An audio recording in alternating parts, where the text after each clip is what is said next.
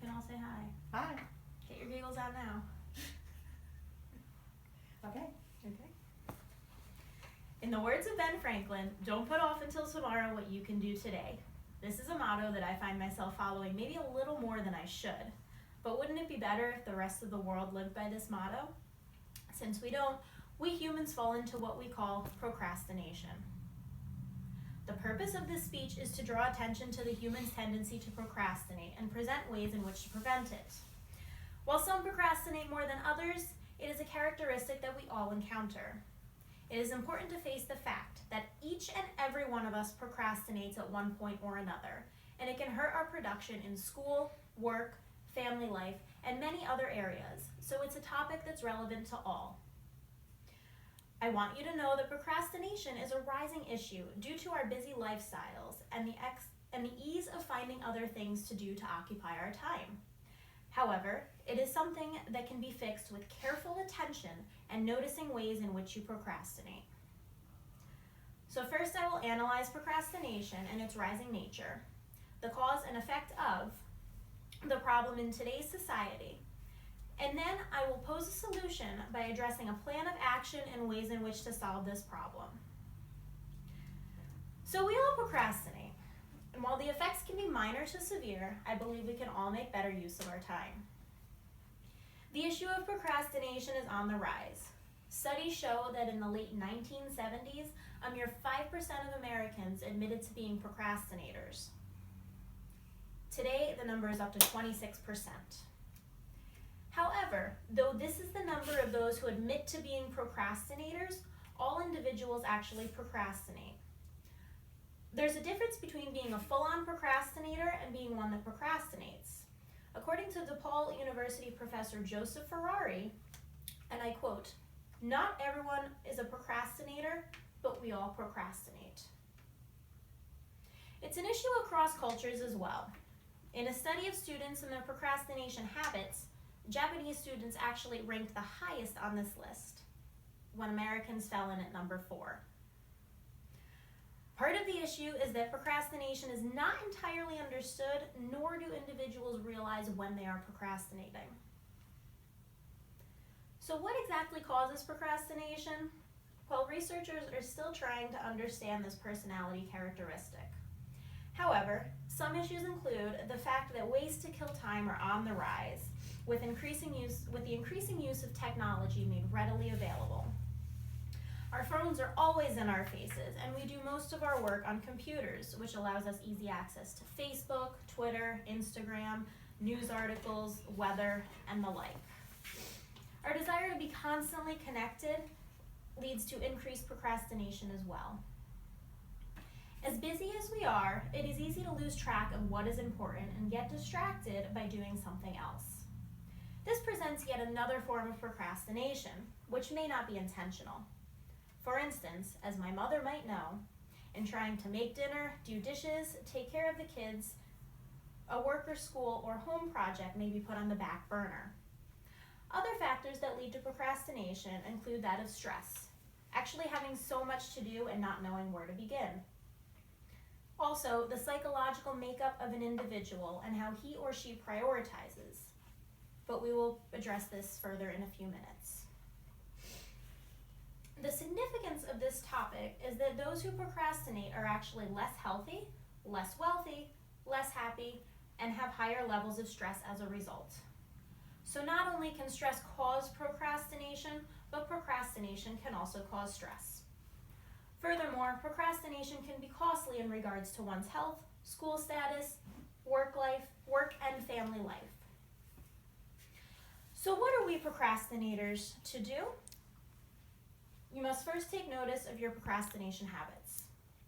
As brought up earlier, the famous question of Dr. Ferrari is, are you a procrastinator or do you just procrastinate periodically?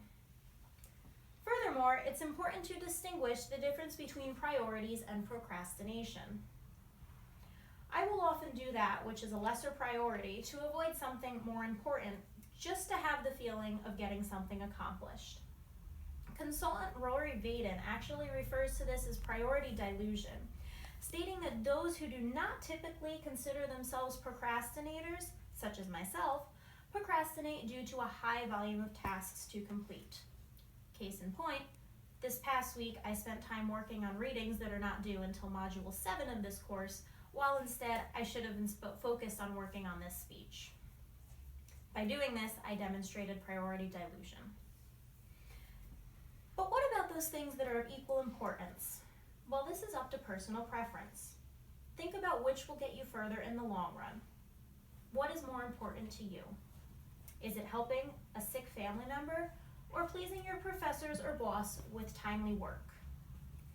Is it more important to get your kids to sports practice on time or to get their laundry done so they have clean underwear to wear to school tomorrow? This is for you, the one procrastinating, to decide. So, how do we solve this issue? I suggest coming up with a rewards-based system for yourself. If you know that you have X, Y, and Z to complete, but want to binge watch your latest obsession on Netflix, complete a task, watch an episode. Complete another task, watch the next episode, and so on and so forth. Furthermore, something that I like to do is make a daily list of tasks. Whether for schoolwork, chores, errands, or something as simple as writing a note card to a friend, write it down and see how accomplished you feel as you check things off your list throughout the day. However, we don't want to overcorrect this problem by becoming a precrastinator. This term, coined by Penn State psychology professor David Rosenbaum, simply means the opposite of procrastination. We strive to get tasks done so quickly that they are almost done effortlessly and carelessly just to have the satisfaction of completion. In our busy lives, it's very easy to understand why this is done. Furthermore, we want to find ways to help the procrastinator. Ferrari actually states that damage from procrastination does not pose as a learning technique. So if you encounter a situation that leads to some sort of consequence from procrastinating, you're not likely to learn from that. Furthermore, we need to stop enabling procrastination of others. As we all know, tax day is coming up, and I recently learned that the post office stays open later on tax days to allow individuals to file their tax return up until the end of the day. Now, while some may have thought that this would help people, it's actually enabling procrastination. Professors and school teachers do this as well by giving students extended deadlines.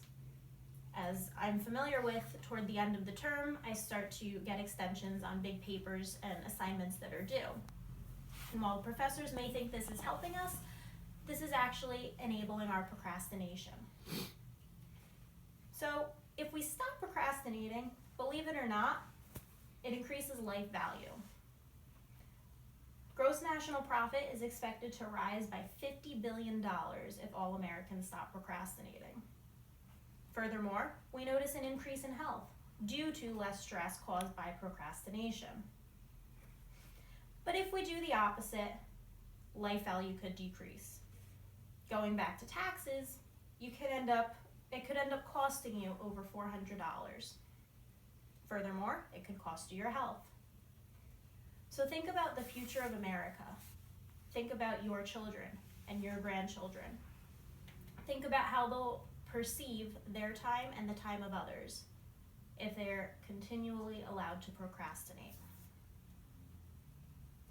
To summarize, I covered the issue of procrastination, the results of procrastinating, and what leads us to procrastinate.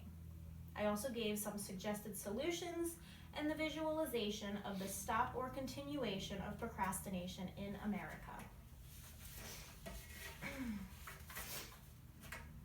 Procrastination is something that you have the power to overcome.